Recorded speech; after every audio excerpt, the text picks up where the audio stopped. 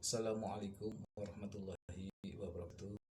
Selamat pagi anak, selamat berjumpa kembali untuk pembelajaran.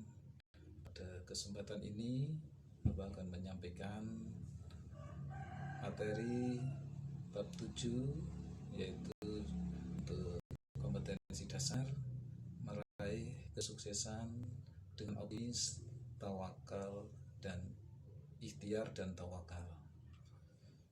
Dan selanjutnya untuk tujuan pembelajaran yang akan kita gapai.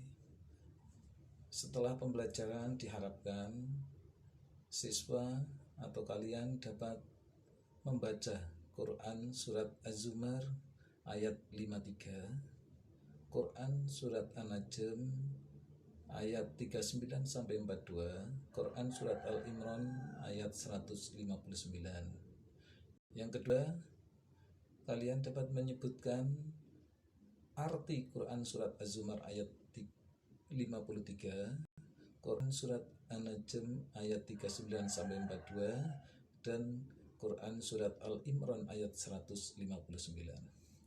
Kemudian tujuan yang ketiga, kalian dapat membaca hadis terkait dengan sikap optimis. Kemudian yang keempat, kalian dapat menjelaskan makna isi kandungan daripada Quran surat Az-Zumar ayat 53, Quran surat An-Najm ayat 39 sampai 42, dan Quran surat Al-Imran ayat 159. Dan selanjutnya anak-anak coba perhatikan sebelum pembelajaran kalian untuk bisa melihat video tersebut.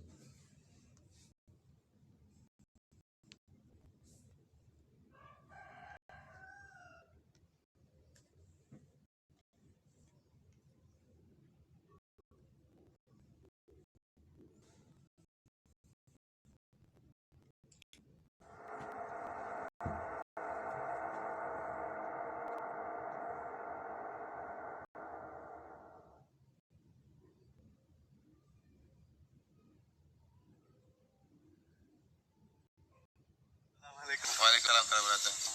Gimana kabarnya Bang? Alhamdulillah. Alhamdulillah baik, alhamdulillah. Ustaz, Ana ada sedikit pertanyaan Ustaz. Mungkin Antum bisa berikan kalau penjelasan kepada Ana yang berhubungan dengan tawakal Ustaz. Artinya di tawakal dan ikhtiar Ustaz. Bagaimana, apakah ini harus mana duluan, apakah berikhtiar dulu bertawakal atau gimana Ustaz?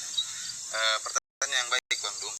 Sebenarnya ikhtiar dan tawakal dua perkara yang tidak bisa dibeda-bedakan. Adapun persangkaan orang yang menyangka atau menyangka bahwasanya tawakal sendiri, ikhtiar sendiri, ini merupakan persangkaan yang keliru. Karena sebenarnya ikhtiar atau dalam bahasa kita usaha, kita bahasakan dengan ikhtiar, usaha itu merupakan bagian dari tawakal. Jadi tawakal itu terdiri atas dua rukun. Yang pertama adalah berdoa, menyerahkan urusan kepada Allah dengan berdoa kepada Allah. Yang kedua usaha. Tidak dikatakan tawakal kecuali menggabungkan dua perkara ini. Jadi jangan dibayangkan bahwasanya tawakal sendiri ikhtiar. Ini cara menggambarkan yang keliru. Tawakal dan ikhtiar satu ikhtiar dan menyerahkan urusan kepada Allah, berdoa kepada Allah. Inilah dua rukun, inilah merupakan bagian daripada tawakal. Oleh karenanya kita lihat Nabi SAW tidak pernah memisahkan antara berusaha dan berdoa. Contohnya seperti hadis Nabi SAW, ihris ala ma yanfa'uk wasta'in billah. Kata Nabi SAW, semangat dalam meraih yang bermanfaat bagi engkau, baik urusan dunia maupun agama, bersemangat kata Nabi. Kemudian kata Nabi SAW, musta'in billah, dan mintalah pertolongan dari Allah Subhanahu wa taala. Ini Rasulullah SAW menggunakan kalimat waw. Waw dalam bahasa Arab artinya dan, artinya tergabungkan antara usaha dan berdoa kepada Allah, usaha. Juga kalau orang sahabat menemui Nabi SAW, kemudian sahabat tersebut meletakkan untanya di luar masjid, kemudian dia mengatakan, ya Rasulullah, utlikuha wa tawakkal ala Allah. Ya Rasulullah, aku lepaskan unta ini kemudian aku bertawakal kepada Allah. Kata Rasulullah SAW, nah salah, bukan demikian. Iqilha wa tawakkal ala Allah. Ikat untamu dan bertawakal kepada Allah Subhanahu wa taala. Ini menunjukkan bahwasanya tawakal itu terbangun di atas dua perkara yang tidak mungkin terpisahkan, yaitu antara ikhtiar berusaha dan berdoa dan beristi'anah minta tolong kepada Allah Subhanahu wa taala. Kapan salah satu dari dua rukun ini tidak terpenuhi, maka itu bukan tawakal yang benar, tapi tawakal yang keliru. Lanjut Ustaz, masalah hubungan antara tawakal tadi dengan hubungan dengan hadis burung Ustaz. Dikatakan sebagian orang berprasangka seperti burungnya bahwa asal bertawakal pasti akan mendapat tanpa ikhtiar gitu. Oh iya. Karena tawakal pada Allah, menyerahkan hanya kepada Allah, insya Allah kita akan. Ya, artinya sebagian orang mengatakan kita kalau tidak dapat rezeki karena kurang yakin kepada Allah. Tapi kalau kita yakin seperti burung, maka Allah akan berikan rezeki kepada kita. Itu hadis yang masyhur.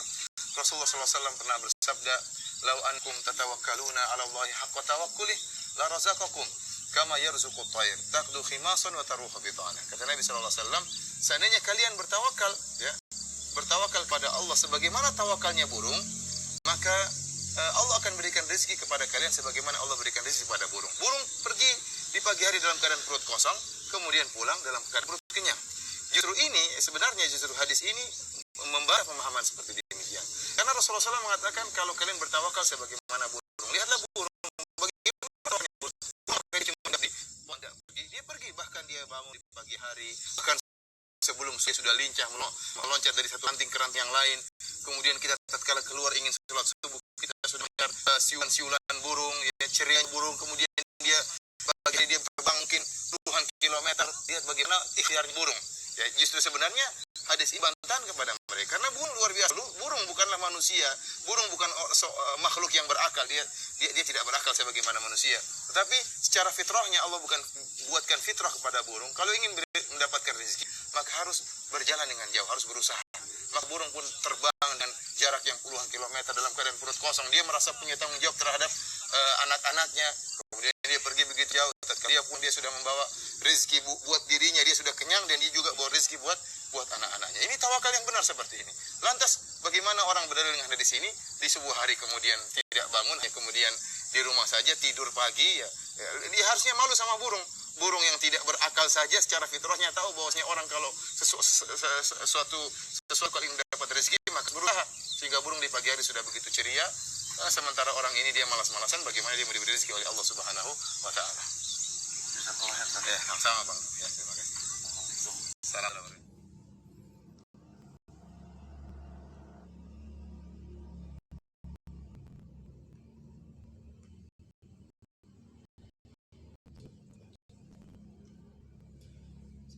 Terima kasih, ini udah atas perhatiannya. Dan selanjutnya untuk anak-anak sekalian, untuk merenung, coba perhatikan itu nanti ada perilaku optimis, nanti kita gabungkan dengan ikhtiar dan tawakal, sehingga kita nanti dapat menemukan pengertian daripada ketiga dari pembahasan yang akan kita bahas nanti. Lanjut.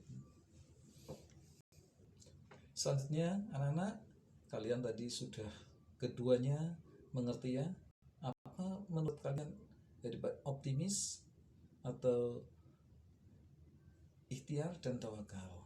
Nah, tadi anak-anak sudah bisa semuanya tentunya ya.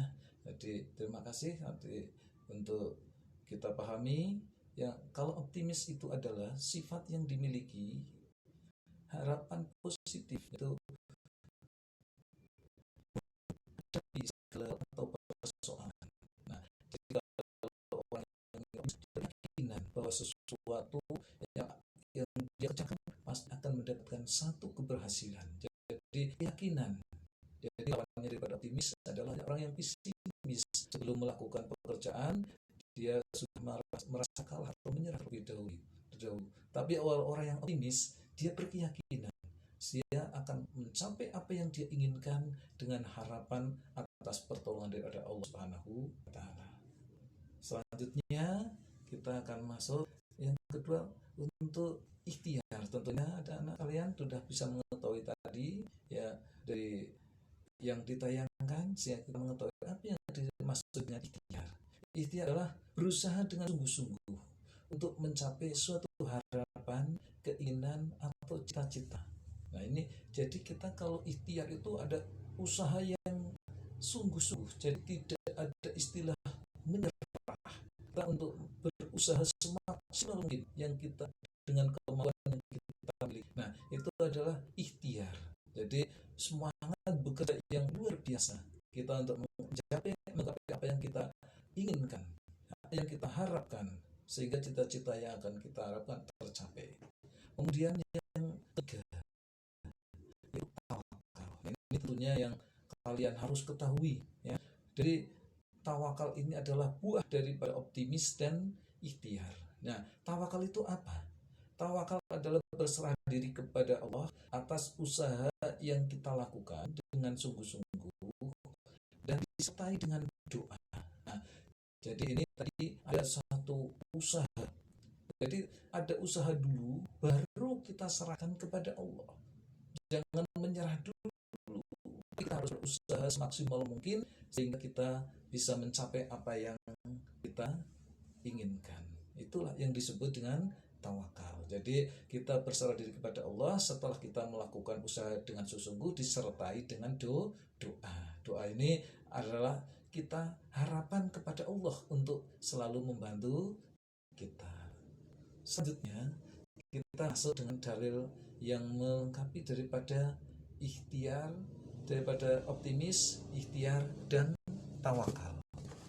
Nah, dalil tersebut ada 3 yang harus untuk tugas pembelajaran yang kita capai, ya. Anak-anak nanti harus bisa memahami 3 bentuk pembelajaran tersebut, ya. Harus bisa membaca dengan baik, ya. Harus membaca dengan baik. Untuk itu maka sebelumnya Bapak akan berikan contoh bacaan yang baik dan dengarkan dengan baik. Untuk makhrajul hurufnya dan tajwidnya coba diperhatikan dengan baik. A'udzu billahi minasyaitonir rajim.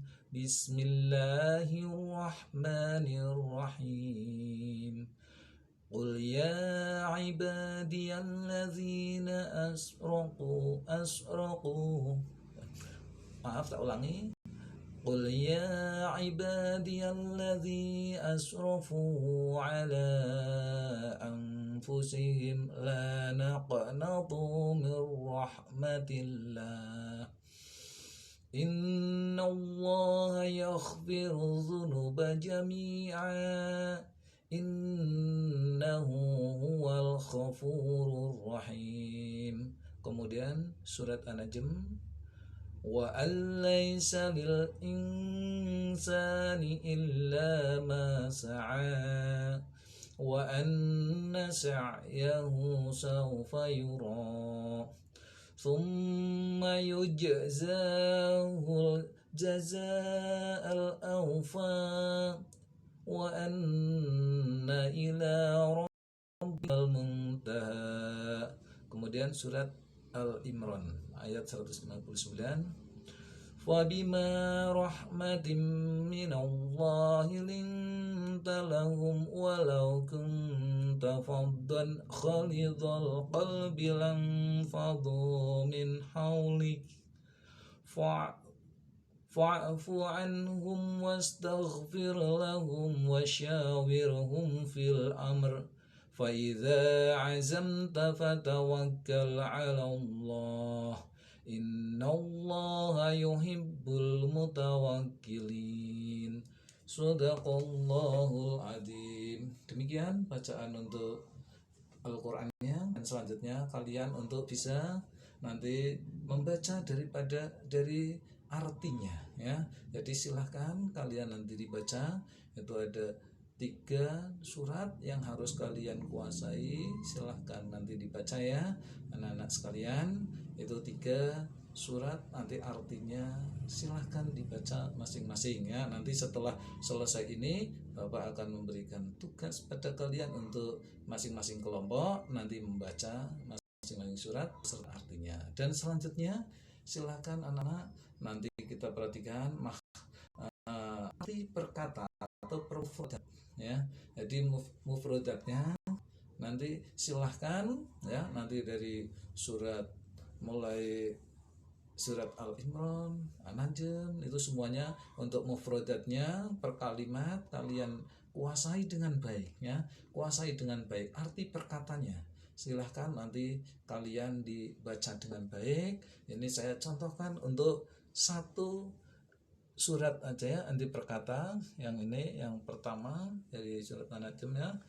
Ini qul, katakanlah, ya ibadi, wahai hambaku, allazina, orang-orang yang asrafu, mereka melampaui, ala, atas, anfusihim, diri mereka sendiri, laja'an, naqnatu,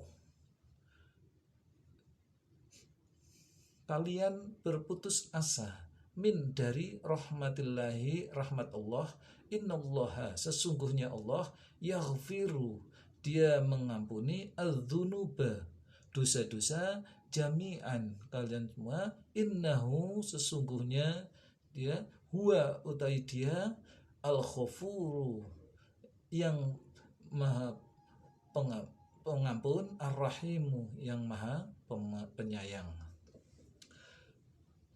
Demikian yang ayat selanjutnya, silahkan dilanjutkan ya anak-anak, per-mufradat dikuasai dengan baik. Dan untuk selanjutnya kalian untuk bisa membaca satu daripada hadis yang berkaitan masih dengan optimis ya. Di sini nanti yang saya ambil satu aja biar tidak terlalu banyak ya anak-anak, untuk sikap optimis ya. Saya bacakan untuk hadisnya. An Abi Hurairah radhiyallahu an anna Rasulullah sallallahu alaihi wasallam qala la tiyarata wa khairuhal fa'lu, qila wa mal fa'lu, qala al kalimatu sholihatu yasma'uha ahadukum, rawahu Ahmad. Yang artinya dari Abu Hurairah radhiyallahu an, dia berkata, Rasulullah sallallahu alaihi wasallam bersabda, tidak ada rasa tiaroh atau firasat buruk dan kesialan, dan yang lebih baik dari itu adalah rasa optimis. Maka ditanyakanlah kepada beliau, apa yang dimaksud dengan rasa optimis? Beliau bersabda, yaitu kalimat baik yang sering didengar oleh salah seorang dari kalian. Hadis rawahu Ahmad. Jadi hadis yang diriwayatkan oleh Ahmad. Nah, di sini kita dijelaskan apa yang disebut dengan optimis ya.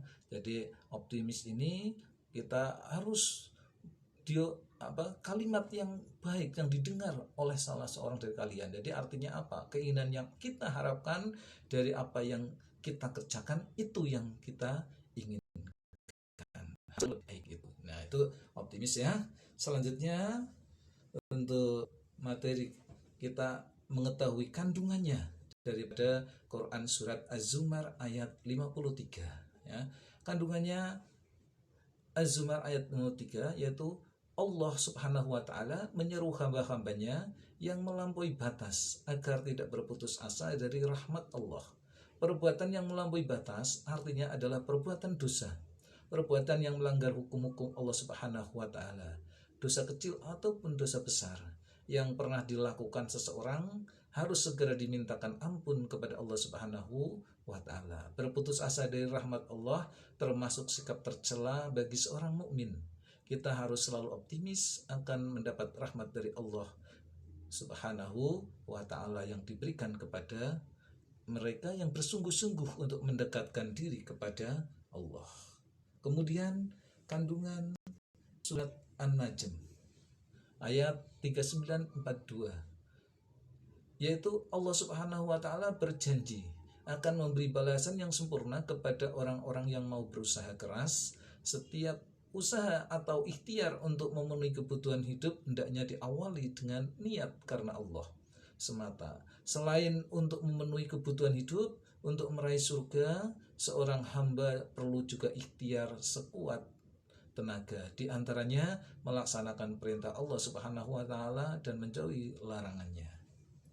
Selanjutnya yang terakhir yaitu kandungan surat Al-Imran ayat 59, yaitu mengandung pesan-pesan mulia bagi umat Nabi Muhammad SAW. Melalui ayat ini Allah menyatakan bahwa Rasulullah SAW memiliki kepribadian yang lemah lembut, santun, dan berbudi pekerti luhur. Akhlak mulia Rasulullah SAW tersebut merupakan rahmat dari Allah Subhanahu wa taala. Melalui ayat ini Allah Subhanahu wa taala memerintahkan Rasulullah SAW untuk memaafkan dan memohonkan ampun atas dosa-dosa kesalahan orang lain. Demikian pula dengan kita, sebelum seseorang meminta maaf kepada kita, hendaknya kita memberi maaf terlebih dahulu. Dengan saling memaafkan, hidup menjadi tenang, harmonis, dan tercipta kerukunan.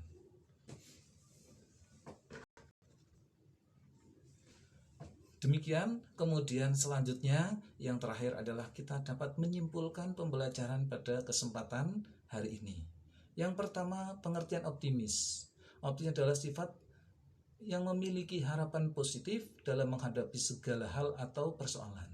Kemudian ikhtiar adalah berusaha sungguh-sungguh menggapai segala sesuatu harapan yang diinginkan atau cita-cita.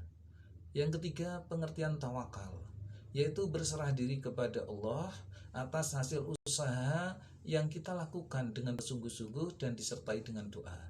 Yang keempat, kandungan Quran Surat Az-Zumar ayat 53, Allah menyeru hambanya yang melampaui batas atau perbuatan dosa yang melanggar hukum agar tidak berputus asa terhadap rahmat Allah. Kemudian kandungan Surat An-Najm ayat 3942, Allah berjanji akan memberikan balasan yang sempurna kepada orang yang mau bekerja keras. Kemudian yang keenam, kandungan Quran Surat Al-Imran ayat 59, pesan Allah Subhanahu wa taala kepada umat Nabi Muhammad SAW bahwa Rasulullah SAW memiliki kepribadian yang lemah lembut, santun, dan berbudi pekerti luhur. Demikian untuk materi pembelajaran hari ini. Semoga atas atensi sekalian nanti menjadi perhatian dan dilanjutkan dengan persiapan pelaksanaan pembelajarannya. Terima kasih, saya akhiri. Wassalamualaikum warahmatullahi wabarakatuh.